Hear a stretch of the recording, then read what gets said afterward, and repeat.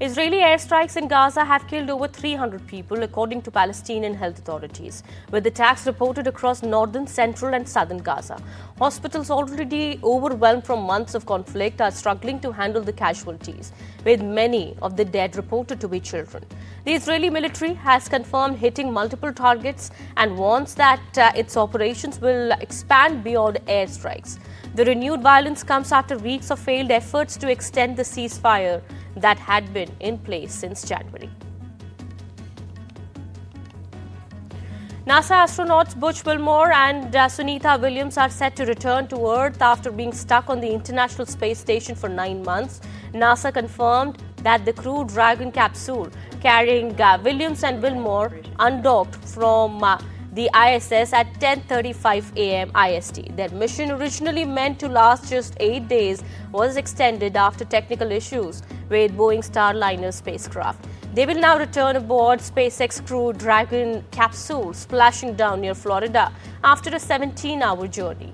The astronauts will undergo medical checks at NASA's Johnson Space Center before resuming normal activities. US President Donald Trump has said that his administration will release 80,000 pages of files on John F. Kennedy's assassination on Tuesday. Speaking at the Kennedy Center, Trump said the documents will provide a lot of reading and insisted they will not be redacted. The move follows a January executive order for the release of all remaining JFK-related records, including those on Kennedy and Martin Luther King Jr. The National Archives says over 99% of JFK files have already been disclosed, but the new release could offer fresh insights into one of history's most scrutinized assassinations. Listen in to President Trump. Tomorrow, announcing and giving all of the Kennedy files.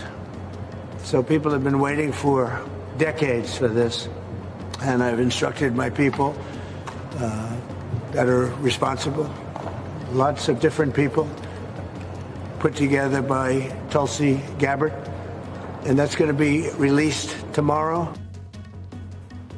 US President Donald Trump has said that key elements of a Ukraine peace deal have been agreed ahead of his phone call with Russian President Vladimir Putin. Posting on Truth Social, Trump highlighted ongoing negotiations and the urgent need to end the war, citing 2,500 soldier deaths each week. The White House says peace has never been closer, but Kyiv remains cautious. French President Macron has also urged Russia to accept a ceasefire, while the UK has warned of more pressure on Moscow if peace talks stall. Well, the proposed deal includes a 30-day ceasefire, with negotiations continuing in Saudi Arabia. India's External Affairs Minister S. Jaishankar discussed the evolving global balance and the shifting dynamics of economic power at the Raisina dialogue.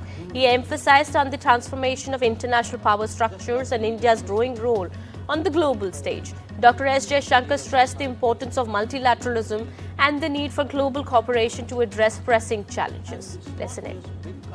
After the Second World War,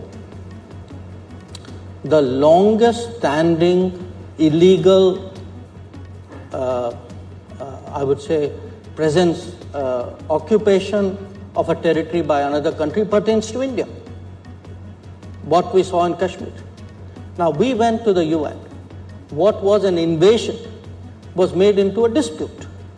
I think we need, if to have an order, there must be fairness. I agree with you, Dominic. We need a strong UN, but a strong UN requires a fair UN. A strong, a global order must have some basic consistency of standards. We do need an international order, just like we need a domestic order. And it's not just big countries who will benefit if there is no order. I would argue that any country which will take risks, which will have extreme positions, which would test the system, will actually use disorder to its advantage. I mean, we've seen in our own neighborhood, you don't have to be a big country to be a risky country. I have some smaller neighbors who've done a pretty good job at that. So, first of all, I think we should all, understand the importance of an order. Beijing has warned Taiwan it would bring about its own destruction as China sent more than 50 warplanes in a military exercise to areas surrounding the self-governed island on Monday.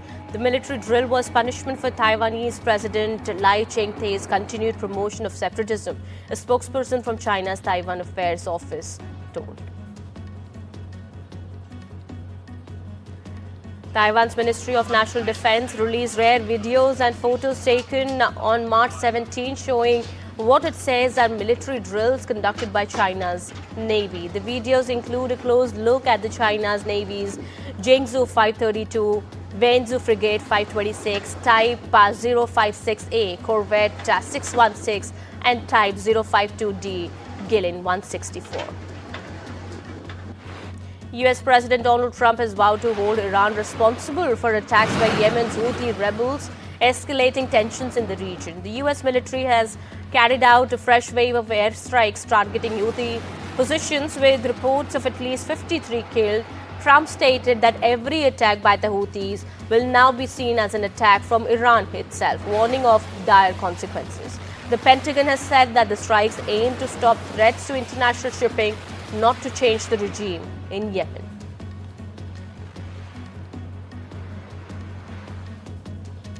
Lebanon and Syria have agreed to a ceasefire following deadly cross-border clashes that left 10 people dead and dozens injured. Fighting erupted after Syrian troops and Lebanese armed groups exchanged fire with accusations of Hezbollah's involvement, claims the group denies. Well, Lebanese officials have said that they will continue talks with Syria to prevent further escalation. Meanwhile, residents near the border have fled to avoid shelling from Syrian forces.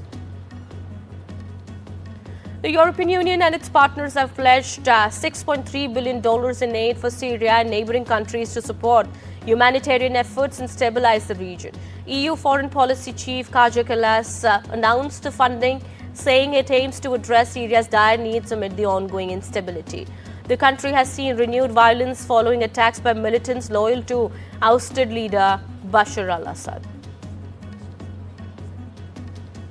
Canadian Prime Minister Mark Carney is in Europe to strengthen ties with reliable allies amid escalating trade tensions with the US. Carney met French President Emmanuel Macron and UK Prime Minister Keir Starmer, emphasizing Canada's commitment to fair trade. Macron backed Canada's collaborative stance against US tariffs, while UK leaders reaffirmed their close alliance. Carney, a former central banker, aims to navigate US trade threats that could hurt Canada's economy. His choice to visit Europe before Washington marks a diplomatic shift as Canada seeks to balance relations with both continents. I want to begin by expressing my deep gratitude to His Majesty King Charles III for his warm welcome and gracious hospitality that he showed me, he showed Canada with today's audience. We have a steadfast defender in our sovereign. You know, as Prime Minister Starmer mentioned in our session, Canada and the United Kingdom share a history, we share values, we share a sovereign. And those shared values between Canada and the United Kingdom, they are demonstrated through the leadership of Prime Minister Starmer, President Macron, and Canada's participation in the coalition of the willing for Ukraine. The UK Trade Minister is attempting to fend off the threat of US tariffs. Britain's Business and Trade Secretary Jonathan Reynolds is travelling to Washington today to meet his US counterparts in the hope of strengthening economic ties as President Donald Trump continues to target long-standing allies with tariffs. Reynolds is due to meet US Commerce Secretary Howard Lutnick and Trade Representative Jamieson Greer, Britain's Department of Business and Trade has said. The Mohammad Yunus-led interim government in Bangladesh has expressed deep concern over the remarks of Tulsi Gabbard, who is the Director of National Intelligence for the US, on the situation in Bangladesh. In an exclusive interview with NDTV, Gabbard had said the long-time unfortunate persecution, killing and abuse of religious minorities, including Hindus, Buddhists, Christians and others, has been a major area of concern for the Donald Trump administration. Responding to her remarks, Bangladesh interim government has said in a social media post that we note with deep concern and distress the remarks made by Tulsi Gabbard, in which she alleged persecution and killing of religious minorities in Bangladesh, and that the threat of Islamic terrorists in the country is rooted in the ideology and objective to rule and govern with an Islamist caliphate. Listen into what Gabbard had said in this exclusive interview.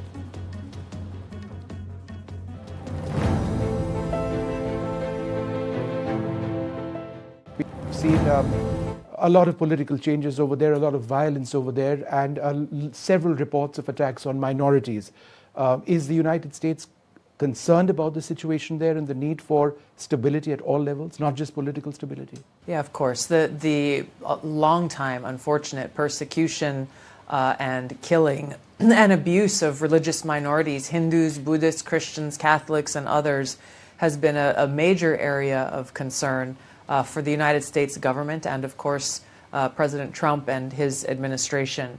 The talks are just beginning between President Trump's new cabinet coming in and the government of Bangladesh, but this continues to remain a central focus area of concern, once again with the threat of Islamist terrorists and their overall effort, the global effort of all of these different groups that are really rooted in their same ideology, their same objective, which is to rule and govern with an Islamist caliphate.